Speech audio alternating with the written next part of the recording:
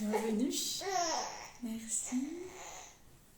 Bienvenue à celles et ceux qui nous écoutent, qui nous entendent. Si jamais tu veux qu'on marche, qu'on bouge en marchant, Ah oui, on peut faire ça. on va voir. On va voir, on va voir. Pour l'instant, ça va. Voilà le petit lait qui est récolté pendant la tétée. Zip le boum. Non, rien.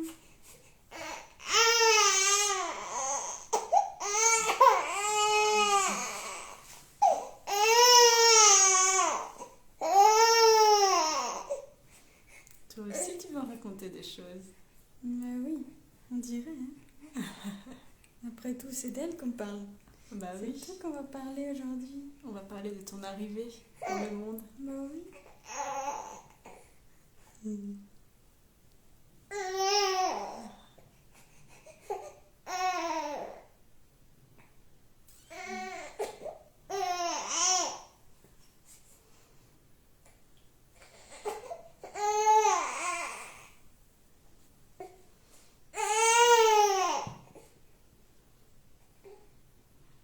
Comment t'as su que Noémie, elle allait arriver, qu'elle voulait arriver? Elle me l'a dit. Alors elle me l'a dit, alors là on est quoi, on est en janvier. Elle me l'a dit début janvier ou fin décembre il y a un an. Et ça a dit dans ma tête, toc toc toc, moi je m'appelle Noémie et je suis prête. Et toi? Et toi, à ce moment-là? Et je lisais le livre Le concept du continuum à ce moment-là. Et pendant que mon cerveau divaguait, pendant que je pensais à rien, il y avait des images de notre couple avec un enfant au milieu. Et t'as ressenti quoi? Beaucoup de choses. C'était pas ok, c'est bon. En fait, avant que ça arrive, j'ai fait le deuil en me disant de toute façon notre configuration de couple ne permet pas qu'on ait un enfant. Et en fait j'étais vraiment en deuil de toute façon je serais pas mère quoi. Sauf que en moi, et puis aussi il y a aussi tout mon mental qui voyait la parentalité d'une manière rationnelle et intellectuelle.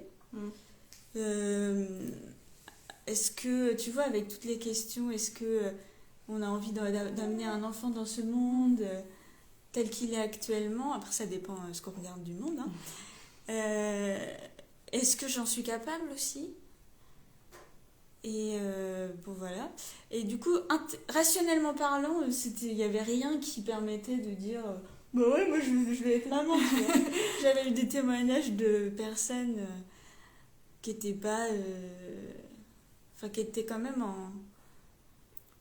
dans la douleur de leur premier mois de maternité. Il y a des contextes qui ont été vécus difficilement. Et donc j'étais assez lucide sur ce genre de scénario.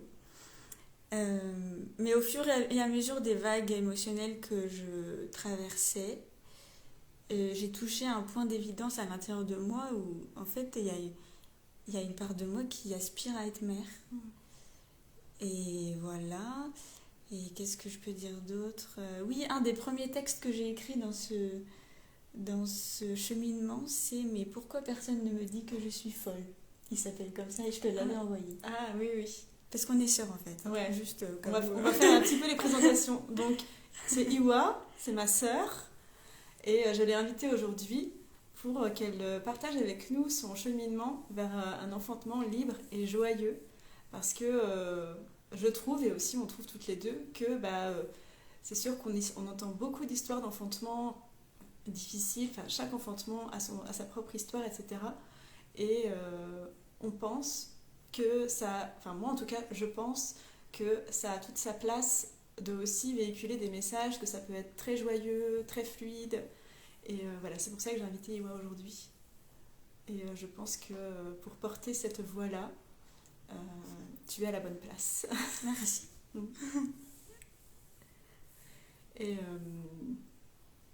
Et donc pourquoi personne ne me dit que je suis folle ? Parce qu'en fait je suis dans un couple où mon mari, donc le papa de cet enfant qui s'appelle Noémie, a 41 ans de plus que moi, à savoir j'ai 26 ans et il en a 67. Et donc j'étais confrontée moi en premier lieu en pensant à la vie, au fait d'offrir à l'enfant qui serait venu au monde la certitude en fait que dans son chemin de vie il y aurait un deuil tôt ou tard, un moment en tout cas qui pourrait arriver dans le jeune âge, on ne sait pas. Et en fait j'étais là mais je ressens tout ce qui aspire à être mère maintenant, et c'était pas hormonal parce que j'étais en phase lutéale. Et du coup on pourrait dire c'est l'ovulation, mais je ressentais vraiment tout ce qui aspirait à être mère, mais c'était énergétique, c'était pas hormonal, je pense. Et donc j'étais là, est-ce que c'est pas complètement barjot, quoi ? Est-ce que je suis consciente de mes trucs ? T'étais venue me voir d'ailleurs, je me rappelle. Et pourquoi les gens ils me disent, enfin pourquoi les gens qui sont plus vieux que moi et qui sont censés me remettre sur la terre, ils me disent pas mais t'es folle ou quoi ? En fait, quand t'es venue me voir, t'aurais attendu que je te dise mais t'es folle, ça va pas la tête, tu vois ? Je sais, ouais. Et même Phil, mais en fait on avait d'ailleurs déjà discuté de ça et du coup je m'étais dit j'ai pas envie, et donc j'accepte qu'on ne sera pas parents, sauf que c'était tellement douloureux pour moi. Et qu'en fait Noémie elle a dit qu'elle était prête, alors bon ça ouvrait une porte quand même. Et donc disons que la première étape c'était l'acceptation de la possibilité de la mort en fait. Et donc pour la mort, donc le deuil pour le deuil, la mort du papa, et aussi dans le chemin vers cette naissance, la possibilité de la mort du bébé aussi. Et ça, vas-y, continue, excuse-moi. Parce que ça fait partie des possibles. Oui. Et en fait, même dans la grossesse, je me sentais vraiment comme sur le fil entre vie et mort, entre incarnation et non-incarnation, tu vois. Après, ce qui est avant la vie et après la vie, on pourrait dire la mort ou pas. Je sais pas s'il y a un mot pour le avant-vie. Mais il y a quand même un fil... Voilà, c'est bon, Noémie s'accroche à mes cheveux. C'est intéressant ce que tu dis parce que justement dans les histoires de toutes les mères ou les couples qui ont choisi l'enfantement libre, comme tu as choisi, eh bien, tous ceux qui le choisissent en conscience, que c'est pas un choix subi, je parle, quand c'est vraiment choisi en conscience, dans ce que j'entends dans les témoignages, en tout cas, il y a beaucoup cette acceptation de la vie et de la mort, mais vraiment avec une acceptation vraiment pleine et entière et radicale en fait. Ouais. Et peut-être que c'est pour ça que ça a été aussi fluide pour toi, je ne sais pas. Mais En tout cas, moi, dans mon processus, j'ai fait en sorte d'accepter tous les scénarios qui me faisaient peur. ouais. Quand je voyais que j'étais pas à l'aise avec un sujet, je me souviens qu'un jour, j'ai lu un texte sur la césarienne et vraiment, ça me mettait... non, je veux pas vivre ça, quoi, tu vois. Et ben, j'ai essayé de me faire à l'idée que si c'est un scénario qui existe, j'accepte. Parce qu'en fait, moi, mon processus, c'était pas de me dire ouais, je suis super puissante et tout, je sais le faire. C'était la vie, elle a déjà créé sa scène de naissance. Et en fait, mon seul job, c'est de laisser la vie nous traverser. C'était plutôt un laisser aller, laisser être, laisser couler. Et ça a toujours... Est-ce que pendant toute ta grossesse, tu étais sûre et certaine que tu enfanterais librement, ou est-ce que t'es passée par plusieurs phases? Ah non, pas du tout, j'étais jamais sûre. Déjà, le lieu de naissance, on l'a choisi 1 mois et demi avant, je crois. On en était sûrs 1 mois et demi avant. Parce que le premier appel donc on a eu un accompagnement par une sage-femme, qui est une sage-femme qui accompagne l'enfantement physiologique. Et elle a été claire dès le départ, on est trop loin de chez elle, donc elle ne serait pas là sur le lieu de naissance. Et moi j'étais là, ok d'accord, mais je veux bien qu'on parle de ce que c'est un accouchement physio. Est-ce que tu as faim, ma belle?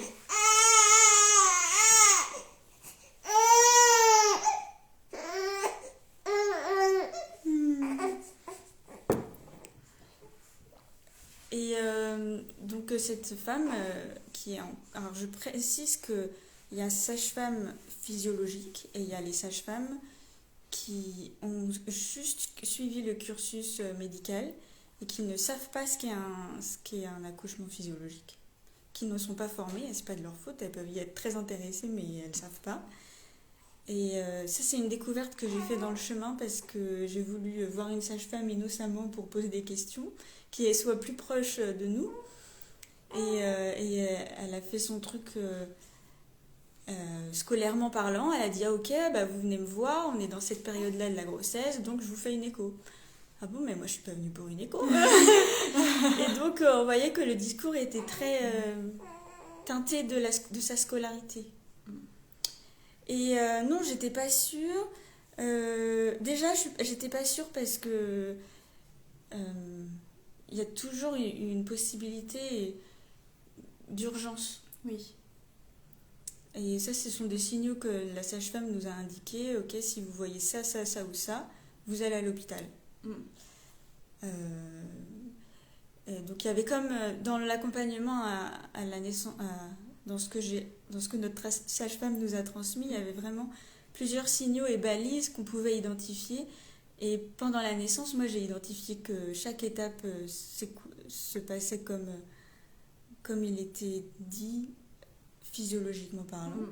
Et donc à chaque fois je le célébrais d'un ouah, c'est bon. Je me souviens de courir de la salle d'eau vers la chambre en disant oh mon amour, j'ai envie de faire caca, ça veut dire qu'elle arrive. J'adore.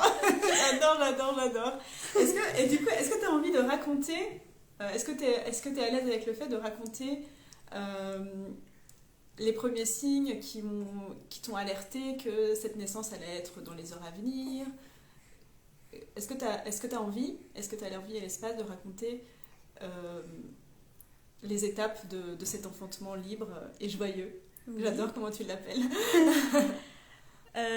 Oui, alors en fait, moi, ta question elle me fait penser au fait que souvent moi j'avais l'impression que l'idée de l'accouchement était communiquée du style je vais accoucher, je reviens, quoi, tu vois. Ouais. Donc la femme elle accouche, elle arrive, elle est maman, elle a son bébé dans les bras, la vie est belle. Sauf que moi j'ai l'impression d'avoir été en préparation dès le départ et surtout à partir du 3e trimestre de grossesse. Et donc il y a eu des signaux dans le 3e trimestre de grossesse. Il y a eu 2 jours où, suite à une longue marche, j'ai eu des coups d'électrochoc entre les jambes. Donc ça, c'était des contractions. Genre, apparemment, c'est le col qui commence à travailler. Et je me souviens, je m'étais dit, punaise, si c'est ça une contraction, je suis pas prête. Hein.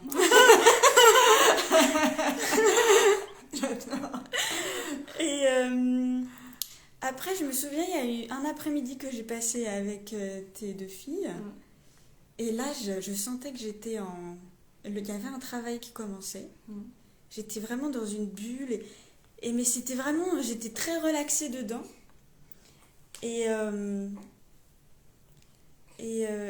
je sais qu'il y a des termes... Si les gens qui nous écoutent ont déjà des notions, mais avec les termes médicaux, il y a le terme faux travail que je déteste. Ah oui, moi aussi je le déteste.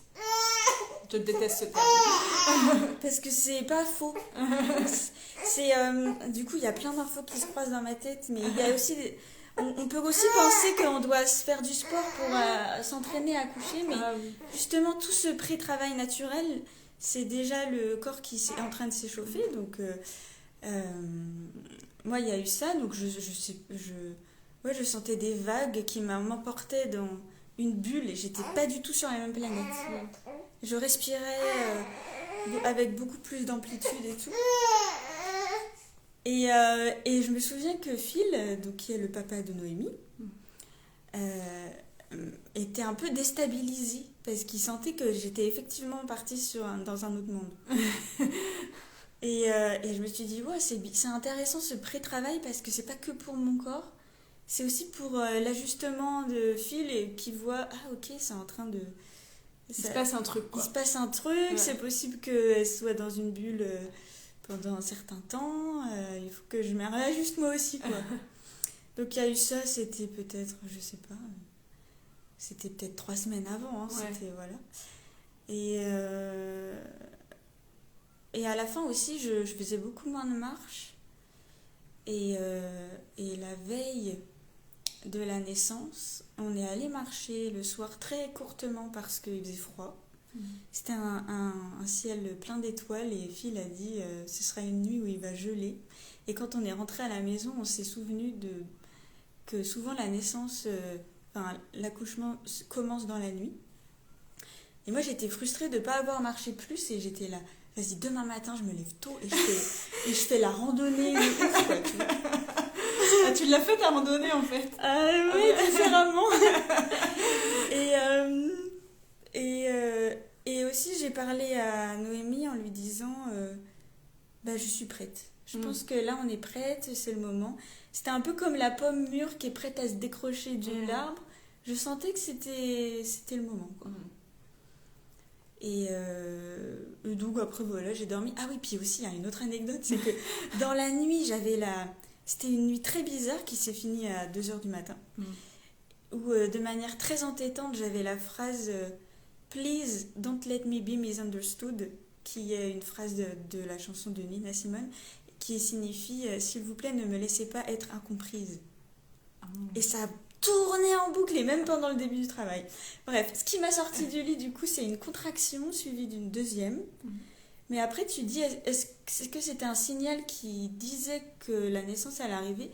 Je me suis pas posé la question si ça y est. Ouais. Je savais pas, j'enchaînais le truc et puis voilà, on verra bien.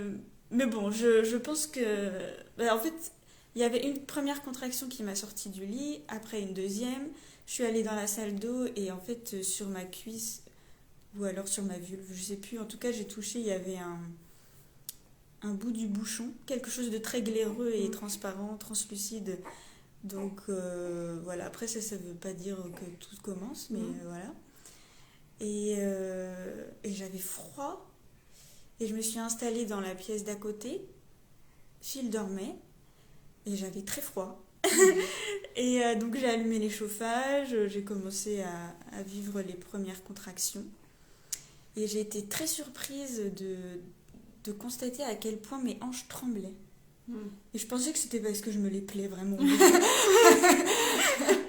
Et en même temps je disais tiens, ça a l'air de faire du bien, peut-être que ça fait partie du travail du col. La sagesse du corps en fait. Ouais, tout se fait... c'est le corps qui fait en fait. Et c'est pour ça que aussi je me sens un petit peu... Enfin, à l'idée de cette interview, je me disais quand même, je vais raconter quelque chose qui... Enfin, s'il n'y a rien de plus naturel d'accoucher, quoi. Il y a tellement de choses qui se passent dans notre corps où on n'est même pas conscient, on n'y réfléchit pas. Et pourtant, ça peut être inspirant de se rappeler que c'est naturel, en fait. Oui, et moi je dis souvent qu'on a toutes ce savoir ancestral à l'intérieur de nous.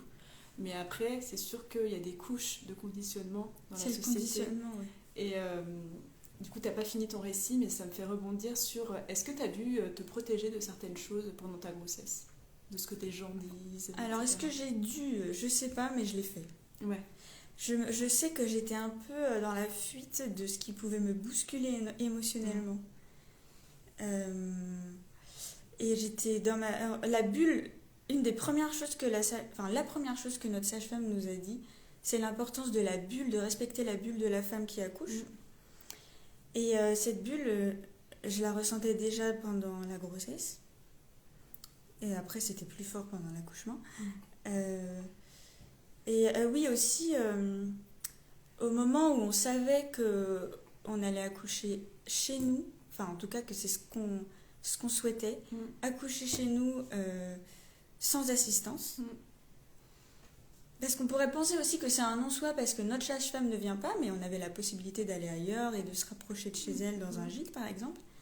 Mais moi, j'avais vraiment cette image dans la tête de nous trois soudés qui vivons cette naissance. Et c'était vraiment... ça me faisait... c'était une vision, quoi. J'avais vraiment envie de vivre ça. Et du coup, je me souviens que je voulais pas dire aux gens du village et même à ma famille, enfin, je voulais éviter de dire qu'il n'y aura pas de sage-femme parce que je voulais pas voir ces grands yeux écarquillés qui flippent. Ah oui, il n'y aura pas de sage-femme, mais comment vous allez faire et blablabla, tu vois. Donc, je voulais préserver, moi, ma sérénité. Très important. Ouais. Mais après, 2 jours avant l'accouchement, il y a une autre sage-femme, parce qu'on était en recherche d'une sage-femme pour les soins du bébé après, qui nous a conseillé, noir sur blanc, dans un texto, d'accoucher à la maternité. Ah oui. Mais ça m'a rien fait, en fait. Ouais. Ah ouais. J'étais trop lancée, quoi. Quoi? Qu'est-ce que tu me racontes, là? J'étais désolée pour cette femme, mais moi, ça m'a pas trop perturbée, ça. Ouais. Voilà pour répondre à ta question. Et on poursuit le récit? Oui. Ok. Si t'as gardé le fil, je vois. Ouais. Donc là, je suis dans une pièce de la maison à côté de la chambre qu'on appelle l'antre. Et donc, s'il fait assez froid, j'ai allumé le chauffage. Il y a des contractions qui arrivent. J'ai encore le temps d'avoir des réflexions à ce moment-là. Donc là, je me souviens, je pense... ah ouais, les personnes qui sont habituées au Doliprane quand ils ont des migraines, je comprends qu'ils prennent la péri. Tu t'es dit ça? Ouais, je me suis dit ça parce que je parlerai pas de douleur, mais c'est quand même inconfortable. T'as pas envie que ça soit continu, tu vois. Oui. Heureusement que c'est une vague, tu vois. Oui. Et il faut quand même, faut quand même plonger dedans, quoi. Accepter. Et aussi, notre sage-femme disait, non mais t'inquiète, entre les contractions, tu peux te faire une sieste et tout. Donc moi je me dis, tiens, je suis fatiguée quand même, je vais m'allonger. Et en fait, c'était tellement douloureux. Là, c'était douloureux d'être allongée. Ouais. Et donc j'étais là, ah ouais, je comprends quand même que les femmes qui sont obligées d'être allongées pour accoucher, elles prennent la péridurale. Mais oui, non, mais c'est clair. Parce que c'est vraiment pas la position c'est anti-fusion. Allongée sur le dos, là, non. Sur le ventre, tu peux pas, de toute façon. Donc, ouais, non. Donc ça, je me souviens, parce qu'après, il fallait que je me relève, parce que tu vis pas ta contraction allongée comme ça, comme si tu bronzais sur la plage. Donc voilà. Donc là, j'avais le temps d'avoir des petites réflexions. Et puis aussi, je me souviens, il y avait une petite étiquette avec écrit Tata Iwa qui a été écrite par ma nièce. Et ça m'a fait sourire. J'étais vraiment dans la joie. Et en fait, vraiment, j'ai fait attention à être très joyeuse et décontractée. Et je savais qu'aussi chaque contraction fait avancer, quoi. Donc, moi, j'étais heureuse, j'étais prête à rencontrer Noémie, j'étais heureuse de vivre ce moment. Donc, c'était vraiment joyeux. Et que puis-je dire d'autre? Oui, aussi dans la préparation. En fait, j'ai lu quelques bribes du livre. J'ai pas lu énormément de livres, en fait. Je voulais vraiment rester connectée à mon corps plus qu'à des informations.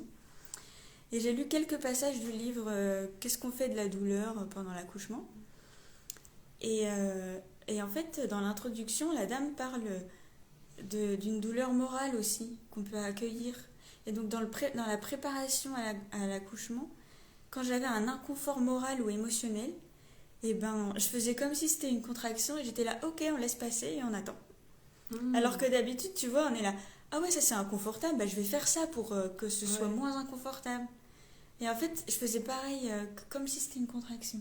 Je trouve que c'est une grande sagesse, ce que tu transmets. Ah, merci. Ouais. Parce que souvent, quand tu es en inconfort, eh ben, on veut vite ne plus l'avoir, tu vois. Faire un truc pour ne plus l'avoir. Tu vois. Ouais. Je trouve ça hyper intéressant. Merci, mais tant mieux. Ça me parle en tout cas. Ah, cool. Et donc, les contractions, c'est pareil. D'ailleurs, moi, dans ma tête, c'est pas des contractions, c'est des expansions. Et je trouve que ça change aussi la manière dont on le voit parce que ça s'ouvre, en fait. Et donc, alors là, ça a commencé vers 2h. Et donc, apparemment, j'ai commencé à pousser des râles vers 5h. Et c'était la libération, quoi. Parce que le moment où j'ai commencé à utiliser ma voix, je me suis dit, ah ouais, la puissance que c'est la voix pour accompagner, soulager. C'était assez... je me souviens, ça m'a fait comme une prise de conscience. Et en même temps, juste laisser aussi la voix partir sans forcer ni atténuer. Parce que si je forçais trop, eh ben, ça pouvait me fatiguer aussi, tu vois. Donc il y a eu des premiers râles. Apparemment, Phil s'est réveillé 5 minutes avant que je pousse mes premiers râles. Il a senti, quoi, la connexion. Et je voulais pas le réveiller parce que moi, j'étais bien dans ma bulle. Et parce que je me disais, plus il dort, mieux c'est, quoi. Pour lui, après, derrière. Et en fait, à un moment, j'ai senti qu'il était réveillé, mais qu'il s'agitait pas dans tous les sens, en mode, oh là là, il faut que j'intervienne. Et ça m'a soulagée aussi, j'étais là. En fait, je l'ai pris comme une preuve de confiance. En mode, ah ouais, il sait que tout assure, quoi. Ouais. Donc ça fait partie aussi des choses qui fait que j'étais soulagée, enfin que j'étais détendue. T'avais personne qui s'agitait autour de toi en mode stress, quoi. Ouais. Et au moment où il est arrivé, c'était tout doucement, avec son petit peignoir et tout. C'était trop mignon. Et il m'a touché le dos, il a fait trembler un peu mes fesses, mes cuisses, avec ses mains. Et c'était parfait, exactement ce dont mon corps avait besoin. Et il m'a dit, est-ce que tu veux un thé, des dattes Enfin, la tisane Rebo. Attends, c'était quoi déjà? Les feuilles de framboisier.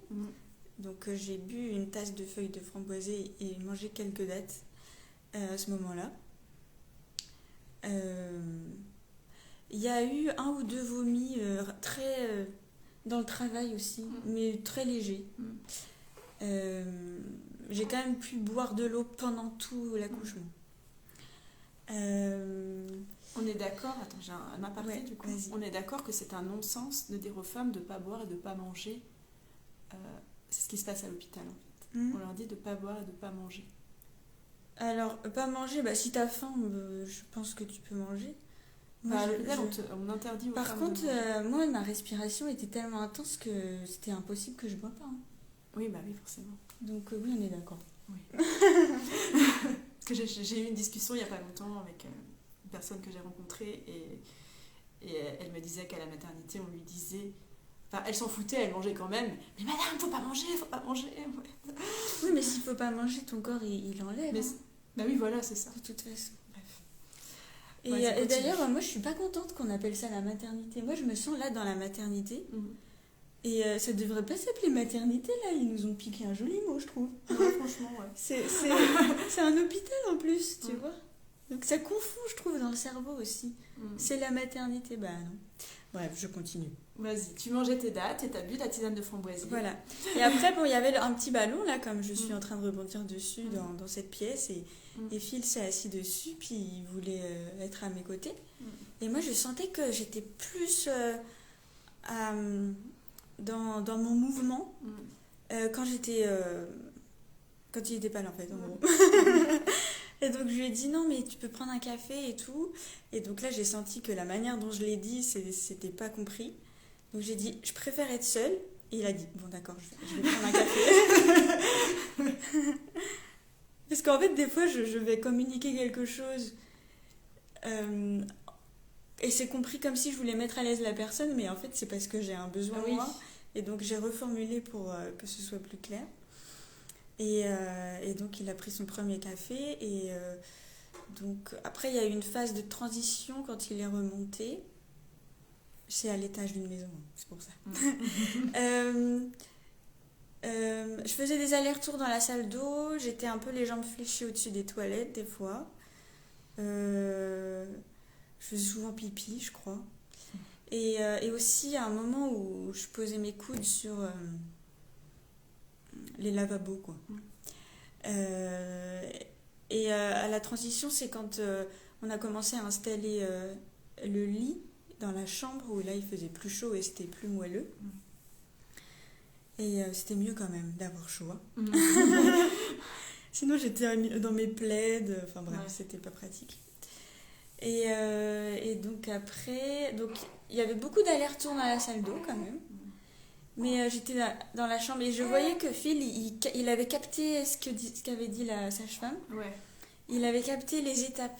Donc à un moment, il dit, ok, là, je vais mettre le plastique sur le lit.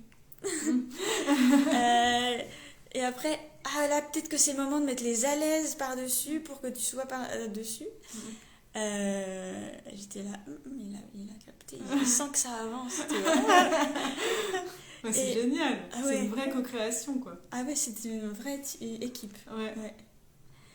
Et alors après, pour l'ordre, je suis pas sûre, mais je me souviens qu'il y a un moment où je sentais vraiment... Non, avant, c'était l'envie de faire caca. Il y a vraiment un moment où il y a vraiment le ressenti d'avoir envie de faire caca. Moi, je pensais que j'allais faire caca d'ailleurs, mais non. Et ça, la sage-femme nous avait indiqué que le bébé, à un moment, avant de pousser vers la vulve, il pousse sur le rectum, donc ça donne la même sensation. Et donc, j'étais très heureuse parce que c'était une indication pour moi que ça descend, ça commence à aller va-et-vient et tout. Et à un moment après aussi, j'ai eu une sensation, j'ai vraiment senti mes hanches qui s'écartaient. C'est impressionnant quand même comme sensation, ça. Ouais. Et voilà. Et juste pour indiquer un peu le rôle de Phil dans tout ça, il était un peu à mes ordres, on va dire. Parce que moi, pendant tout le travail, j'ai eu un fort besoin de bulle. Et d'être vraiment... de ne pas être observée, d'être dans... Il y avait juste une petite guirlande avec une lumière très douce et chaude. Donc il n'y avait pas beaucoup de lumière non plus. D'ailleurs, ça m'agressait un peu s'il y en avait. Et c'était calme, il n'y avait pas de musique, voilà. Et donc le rôle de Phil, c'était que je criais un besoin, tu vois. Et à ce moment-là, il répondait. Et une fois que le besoin était répondu, s'il était arrivé à temps et que j'avais pas changé de besoin déjà entre-temps, j'adore. Après, souvent, c'était ok, c'est bon, tu peux partir. Et lui, il a bu 4 cafés pendant le travail et c'était sa médecine. C'était un peu sa plante médecine pour être focus. Parce qu'il s'est rendu compte à un moment qu'il posait trop de questions. Ah oui. Et puis moi, du coup, mes râles quand je lui répondais, c'était encore plus fort. Donc il s'est dit, ah oui, d'accord, bon, peut-être que je pose trop de questions, donc je vais me refocaliser. Et donc après, les besoins que je pouvais lui demander, c'était éventuellement qu'il me touche. Donc que je prenne sa main, qui me touche le bas du dos. Voilà. Et à un moment donné, j'étais sur le lit et je pouvais plus faire autre chose que d'être à quatre pattes. Et dans les contractions qui s'intensifiaient, tout allait dans mes bras en fait, sur comment je portais mon corps. Et je pouvais plus être dans une autre position, donc, et pourtant ma respiration s'amplifiait beaucoup, et donc j'avais soif. Là, vraiment, Et donc en fait, petite anecdote, dans la liste de naissance que notre sage-femme nous avait proposée, il y avait écrit une paille. J'étais là quand même, oui ça doit être plus confortable, mais en fait ça fait trop la différence. Ça a pris tout son sens. Ça a pris tout son sens. Donc je demandais à Phil qu'il m'apporte le verre avec la paille. Et à ce moment-là, je buvais. Et à un moment, il y a une anecdote que lui, il a bien mémorisée. C'est que la paille, c'est une paille en métal. Et donc, elle s'est accrochée sur mon nez. Elle n'était pas bien visée, quoi. Et donc, apparemment, j'aurais fait une tête, une expression très animale. Et ça, c'était assez rigolo. Il y a eu plusieurs phases où ça lui a fait penser à des animaux. Ah ouais. Ben, on connecte à ça en fait. En fait, c'est le corps à un moment donné. Oui. C'est vraiment le corps du coup. L'animal, il est tellement dans son corps que oui, c'est animal. C'est félin. C'est instinctif. C'est pas comme au début quand j'avais le temps d'avoir des réflexions. Oui. Là, on n'est plus à ce stade. À partir des râles, de toute façon, on n'est plus à ce stade. Et donc, voilà, pour dire l'importance de boire et d'avoir la paille. En tout cas, pour mon expérience. Ouais. Et je me rappelle aussi à un moment, il me dit « Ok, de quoi tu as besoin là ?» Parce que c'était intense. Et je lui dis « Je sais pas de quoi j'ai besoin, là je sais pas. » Et il me dit « C'est pas grave. » Et là, ça m'a trop soulagée aussi. J'étais là. C'était trop génial à ce moment-là. Ah, ok, cool. Parce qu'à un moment, j'avais besoin qu'il me masse en bas du dos avec une huile. Alors il met son huile. Puis après, non, je veux pas être. Et en fait, oh non, mais ça colle ton truc. Enfin, tu vois, c'était pas agréable comme j'aurais voulu, tu vois. Et donc il était là avec ses mains grasses. Merde, punaise. C'est chier quoi. La contraction est déjà passée de toute façon. Donc voilà. Et que dire. Donc là on est vraiment dans la phase intense et il y a un moment où j'ai juste envie de dormir quoi. Un moment vraiment et je fais appel à Phil pour qu'il me dise ok dis-moi que tout va bien, qu'on est en train de le faire, que ça va quoi tu vois.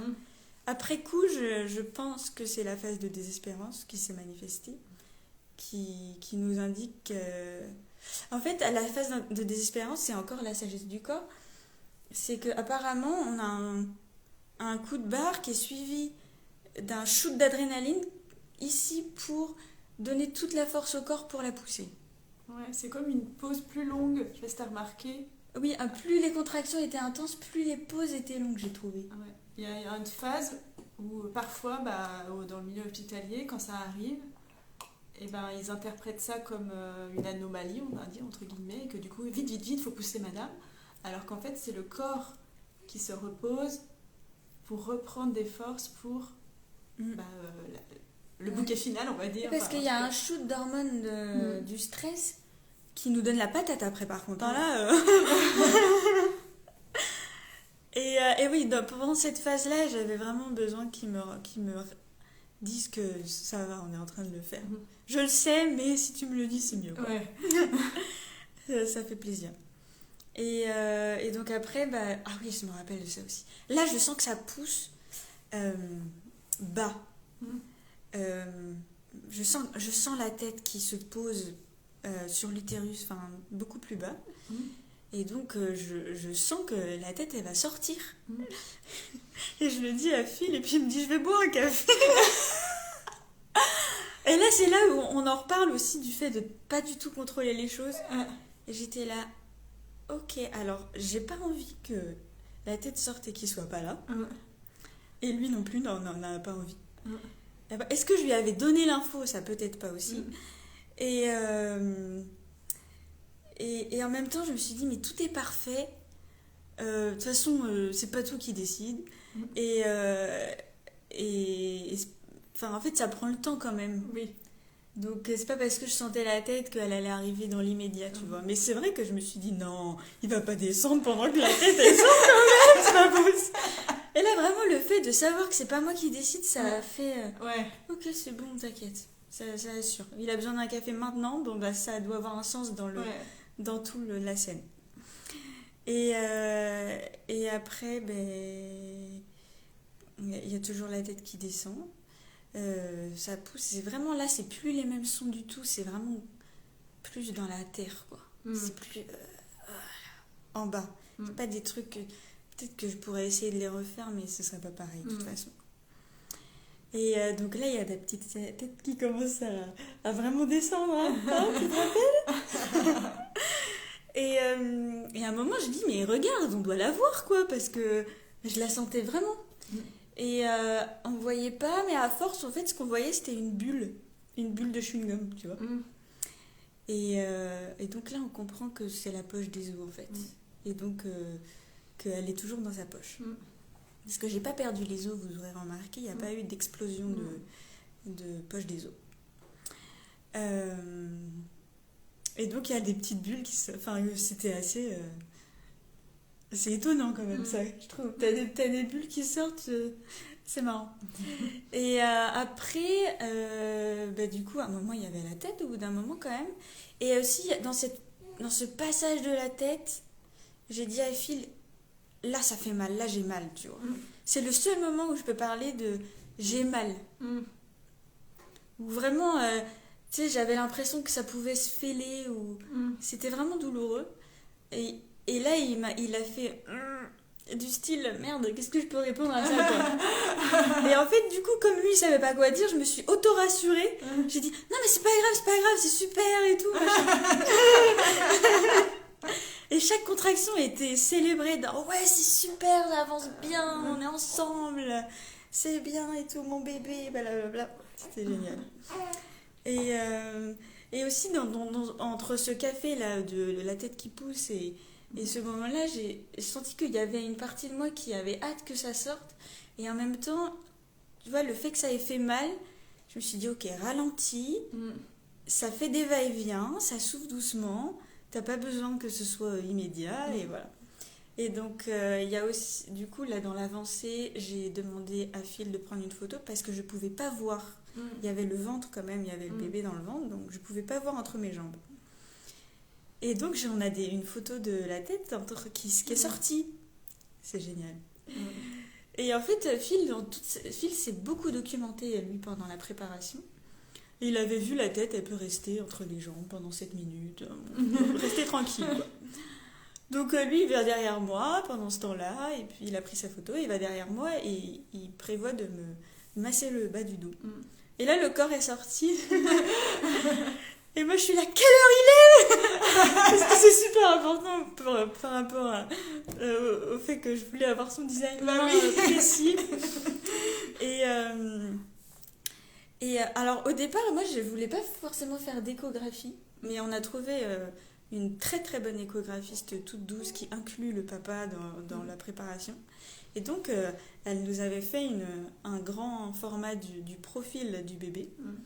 Et quand le bébé est sorti, je l'ai reconnu. Ah, trop beau! C'était « Ah, mais oui, c'est bien toi !» C'était tout chaud, c'était enveloppé dans la poche des os, donc c'était pas rouge. J'ai trouvé que c'était dans les lumières, hein, parce que c'était pas de la grande lumière. Je trouvais qu'elle était un peu bleue, un peu bronzée. En fait. J'étais là, elle est déjà bronzée. Et elle est sortie toute chaude, toute en AE, comme si c'était juste la continuité. Peut-être même qu'elle avait pas... J'ai l'impression que le moment où le bébé, il a dit « Oh, je réalise que j'ai changé d'endroit », c'était beaucoup plus tard. C'était pas maintenant. Et donc... moi, je m'allonge après. On avait préparé les serviettes sur le chauffage pour la sécher au mieux. Donc, Noémie est sur moi. Et là, on commence le moment où on cherche le sein et tout ça, quoi. Mais je l'ai laissé faire.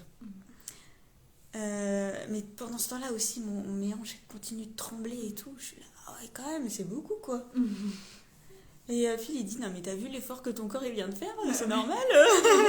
Ah oui, c'est vrai, merci. Et c'est un moment chaud, mouillé aussi, parce que du coup, il n'y avait pas de sang, parce que c'était vraiment, elle était protégée par la poche, donc c'était surtout le liquide amniotique. Et on parle de la douleur de l'accouchement, et moi je trouve que l'après-accouchement, il y a ses inconforts aussi. Ouais, en fait, alors, j'allais dire c'est moins agréable. Je dis pas, c'est pas que c'est T'as envie que en ça finisse? Ouais, en fait, t'as ton bébé, donc c'est bon, t'as plus le même but, en fait. Enfin, genre, t'as déjà ton bébé, donc t'as pas envie que ça continue. C'est plus la douleur motrice qu'elle a. Allez, c'est bien. Après, je dis que c'est libre et joyeux, mais je veux préciser quand même qu'il y a des moments dans ma tête où j'étais là, je voulais pas que ça s'éternise pendant 3 jours, quoi. C'était génial parce que c'était efficace et qu'est-ce que je célébrais chaque avancée. Mais c'est quand même intense, c'est quand même un accouchement, quoi. Ouais, voilà. Parce que le travail a duré 7 heures, la naissance a eu lieu à 9h06. Donc entre 2h et 9h, il y a 7 heures. Et donc ça va, c'était vraiment très efficace. C'est quand même intense, faut préciser quand même. Parce que j'en parle avec tellement d'enthousiasme. Oh non, je sirotais mon petit cocktail, et puis... C'était la célébration, mais on n'était pas dans un vernissage, quoi. Et donc après, moi je suis allongée, on s'acclimate, quoi, pour la première tétée. Mais je sens dans mon corps des trucs bizarres encore. Et en fait, la tétée allongée, ça me semblait au bout d'un moment pas très pertinent. Et en plus, je sais qu'il y a le placenta qui arrive derrière. Et j'ai l'impression qu'il s'est décollé. Donc au bout d'un moment, je suis là, ok, je vais me lever. Enfin, Phil va m'aider à me lever parce que je pouvais pas faire beaucoup de choses toute seule à ce moment-là. Et donc quand on avait mis une laisse par terre, je me suis accroupie avec bébé qui du coup a mieux tété à la verticale. Et j'ai attendu. Et peut-être que j'ai un peu forcé, comme pour faire caca, je sais plus trop. Et puis splash, c'est tombé assez vite finalement. Mais pendant ce temps-là, Phil, il était overbooké. Hein. Moi, il était super efficace aussi. Parce que j'ai vraiment rien vu. Enfin, j'ai l'impression que j'ai accouché dans le lit et puis il y a presque pas eu de sang, des trucs comme ça, tu vois. Par contre, à un moment, j'étais accroupie un long moment parce que lui, il s'affairait à faire les poubelles, je pense, avec les alaises qui sont passées et tout. Et je pouvais pas me lever complètement parce qu'il y avait le placenta qui était par terre, j'avais bébé dans les bras et il y avait quand même la distance du cordon. Donc je l'ai attendu et c'est vrai que ça tenait bien sur les cuisses, quoi. Et après, nous, on s'est occupé du placenta. Donc on l'a séché avec des alaises. Après, on l'a mis sur un lange, on a mis du sel et on a mis dans son sac à placenta. Et donc, ça, c'est super pour que la maman se repose. De garder le placenta près du bébé, donc c'est super pour... Alors moi, j'aime bien l'idée que pendant ce moment-là, il télécharge toute son âme. J'adore cette idée qui est communiquée par Quantique Mama, dont je ne connais pas le prénom. Karine. Et sinon, d'une manière plus, je sais pas moi, physique, c'est le sang qui continue de se donner au bébé, hein, c'est ça? Ok. Après, ça s'arrête au bout d'un moment, mais... Ouais, ok. Bon, en tout cas, tout ce dont le bébé a besoin, il peut continuer de l'avoir du fait qu'on retarde le clampage. Mais nous, il n'y a pas eu de clampage. On a continué de s'occuper du placenta tous les jours. Et au 4e jour, ça s'est décollé. C'est trop beau de faire comme ça. Je voudrais préciser un truc par rapport au placenta, parce qu'il y a beaucoup d'idées reçues qui sont dites dans les hôpitaux. Le fait de retarder le clampage ou de ne pas du tout couper le cordon, ça ne veut pas dire que... Parce qu'il y a beaucoup de choses qui font peur aux femmes dans les hôpitaux. Ils disent aux femmes, c'est faux, je l'assure que c'est faux, que le sang du placenta... En fait, que le bébé va se vider de son sang dans le placenta. Ce n'est pas possible. C'est impossible. Ah, moi, c'est autre chose que j'ai entendu. Ah ouais, c'est impossible. Parce qu'en fait, t'as déjà dû voir les photos du... Enfin, tu l'as vu en vrai, mais en fait, tu vois les veines. Oui. Et en fait, du coup, la veine... Donc, t'as 3 veines, t'as 3 petites veines. C'est magnifique, quand même. Ouais. Et du coup, celle où le sang du bébé, il va vers le placenta, ça se bloque, en fait. C'est bien fait, en fait. Ah oui, ça va que dans un sens, donc. Oui, voilà, ça va que dans un sens. Donc là, le bébé récupère tout son sang qui lui appartient. Ce n'est pas l'inverse. Le bébé ne se vide pas du sang dans le placenta, c'est faux. S'il vous plaît. Je confirme. Sinon, t'imagines le truc, c'est pas possible, en fait. Bref, continue. Et donc, le cordon se détache pile au niveau du nombril, en fait. C'est suffisamment sec, ça se détache tout seul. Et donc, le nombril est déjà prêt. Enfin, il n'y a rien à faire. Parce que souvent, la première question, c'est « Mais comment vous avez fait pour couper le cordon ?» Comme si les gens pensaient qu'il y avait besoin d'une intervention médicale pour ce moment précis. Alors que c'est vraiment simple, hein, parce que ça sèche tout seul. Donc après, pendant plusieurs jours, il y a une petite croûte qui se décolle doucement, mais ça va. Et qu'est-ce que je voulais dire d'autre ? Oui, pour moi, le moment où j'ai réalisé que j'étais maman, que j'avais le bébé dans les bras et que j'étais sortie de la période accouchement, c'est ce moment-là très émouvant où le placenta s'est décroché. Et je dis que c'est bien pour la maman aussi parce que dès que je devais bouger le bébé et le placenta avec le sel qui est à l'intérieur. Alors je peux dire que c'était assez lourd. Et en plus, il fallait faire attention à ce que ce soit pas trop éloigné. Parce qu'à la distance du cordon, faut pas que ça tire trop. Donc je restais au lit, quoi. Ouais, c'est un bon moyen de se reposer, ça. Ouais, ça c'est vraiment bien. Que dire voilà, après, il y a eu... C'est peut-être encore après ça qu'il y a eu un moment où toutes les deux, avec Noémie, on réalisait que ah ouais, d'accord, on est sur la planète, quoi.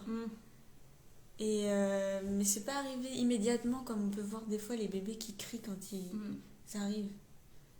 C'est pas arrivé à ce moment-là. Voilà. Et puis, je sais pas quand on peut s'arrêter du coup d'un récit d'accouchement. Est-ce que... donc là, ça va bientôt faire 2 mois. Ouais. Comment tu te sens ? Ah, la fameuse question, comment je me sens. Comment je me sens ? Je me sens maman. Mais physiquement, tu vois ? Je sens que mon corps n'est pas le même, que mes besoins alimentaires ne sont pas du tout les mêmes. Que j'ai très faim. Je sens que je produis du lait. Et ça, c'est quand même être mère physiquement aussi. Dans ma manière d'être mère à moi. Et je sens que le sommeil est différent. Parce que tu vois, cette nuit, Noémie a dormi de 20h à... Bon, il y a eu les tétés, mais la première fois qu'on s'est levé, c'était 5h, 4h30. Mais je m'attendais à un réveil entre les deux. Et moi, je dormais pas. Mais oui, un peu, t'as une espèce d'horloge interne. Ouais, le sommeil est différent. Ouais. Et puis...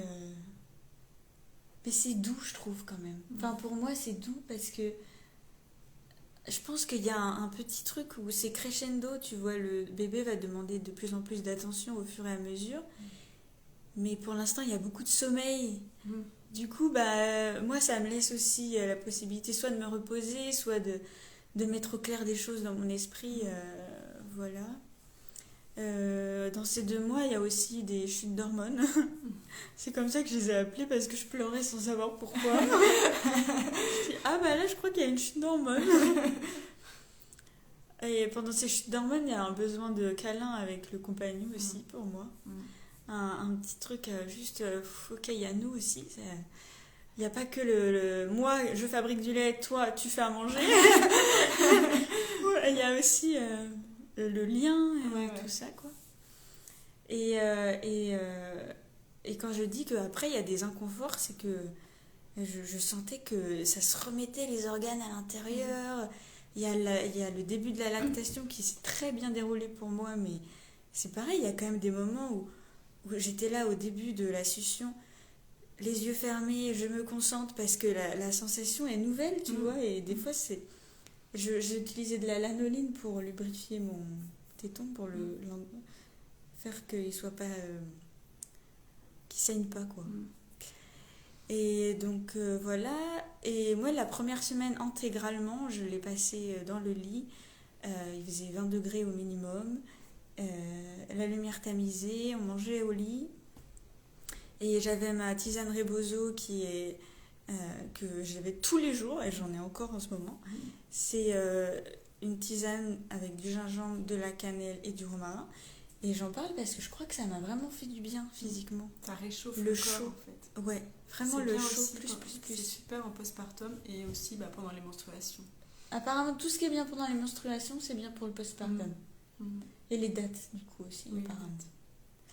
Et parce qu'à un moment, j'ai passé du temps au rez-de-chaussée de la maison où il fait beaucoup plus humide et froid. Et je sentais que mon corps, il dépensait beaucoup d'énergie à essayer de se réchauffer. Alors que quand tout est déjà au chaud, eh ben, il peut déjà se réparer, il n'a pas besoin de s'occuper de se réchauffer. Ouais. Voilà. Après, oui, il y a aussi, je suis sortie de cette période, mais il y a les couches, le sang qui coule, tout ça. Voilà. Moi, j'avais 2 petites griffures à la vulve qui faisaient que ça me brûlait un peu, mais ça s'est vite cicatrisé. Mais voilà, c'est une expérience parmi des milliards. Et aussi, je voudrais pas que ce soit vu comme une expérience exceptionnelle, en fait. J'ai rien de spécial pour avoir pu vivre ça. D'ailleurs, il y a des femmes qui accouchent toutes seules parce qu'il s'est passé un truc qui fait qu'elles étaient toutes seules à ce moment-là et ça s'est fait. Bah oui, ça se fait dans tous les cas. Ouais. Il y a même des tribus, alors pas en France bien sûr, il y a des tribus où genre la nana, c'est un peu le cliché, mais c'est genre elle accouche entre je fais la vaisselle, j'accouche et puis je fais autre chose, tu vois. Enfin, il y a des sociétés, des tribus à quelques endroits dans le monde où c'est un non-sujet en fait. Et moi je poussais des râles, mais il y a des femmes qui ne poussent pas de râles aussi. Il y a des femmes qui sont silencieuses parce qu'elles sont silencieuses. Voilà. Chaque expérience est unique en fait. Et moi je te remercie beaucoup d'avoir partagé la tienne. Merci pour l'invitation. Avec plaisir, je suis très contente de diffuser ce message. Est-ce que tu veux dire un mot de la fin ou est-ce que tu veux juste chanter et on coupe le live? Moi je voulais pas que ce soit fini. C'est vrai qu'on pourrait encore parler des heures et moi je pourrais continuer toute l'après-midi. Peut-être qu'il y a des questions. Mais je sais pas, je vois qu'il y a une personne connectée. Il y a plusieurs personnes qui se sont connectées, redéconnectées, revenues. Si quelqu'un a des questions, vous pouvez l'écrire.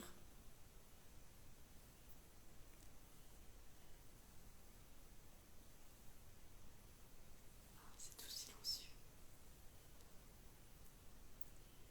Je me souviens avoir dit, peu après l'accouchement à quelqu'un, c'est juste... En fait, on n'a pas... Ah oui, il y a une phrase qui est revenue en boucle aussi pendant la grossesse, c'est « je veux pas qu'on en fasse un pataquès de l'accouchement ». C'est quelque chose à quoi je tenais, quoi. Je vais juste accoucher, mon corps il sait. Et ça c'est aussi un instinct que j'ai eu. J'ai senti qu'on pouvait le faire à la maison. Et j'ai senti que s'il y avait un signal qui nous permettait qui nous demandait à partir, on allait le reconnaître aussi. Donc je dis pas que je sais pas, je promeux pas de faire comme ça, hein, mais c'est juste on raconte mon expérience. Et oui, je me rappelle avoir dit une phrase qui dit c'est juste un concentré de la vie. C'est juste la vie, mais tout est plus fort. Et après, ça se fait naturellement. Il y a Amélie qui dit je ne suis pas intervenue pour ne pas interrompre, mais merci beaucoup à vous deux. Ah, merci. Merci d'écouter. Et puis, je pense qu'il y a beaucoup de personnes qui se sont inscrites pour le replay. Donc j'espère que celles qui sont là pour la rediffusion, vous avez passé un bon moment. Voilà. Et puis si vous avez... moi je vais te taguer de ton compte aussi. Donc si des personnes ont des questions, ils peuvent les écrire en commentaire. Ce live sera en replay sur Instagram, en replay sur YouTube et en replay sur podcast. Bon, pas aujourd'hui là maintenant, mais par la suite. Parce que sinon, c'est perdu dans les méandres d'Instagram et c'est très frustrant. Mais en tout cas, merci à tous d'avoir été là. Et merci à toi pour ton témoignage. Merci.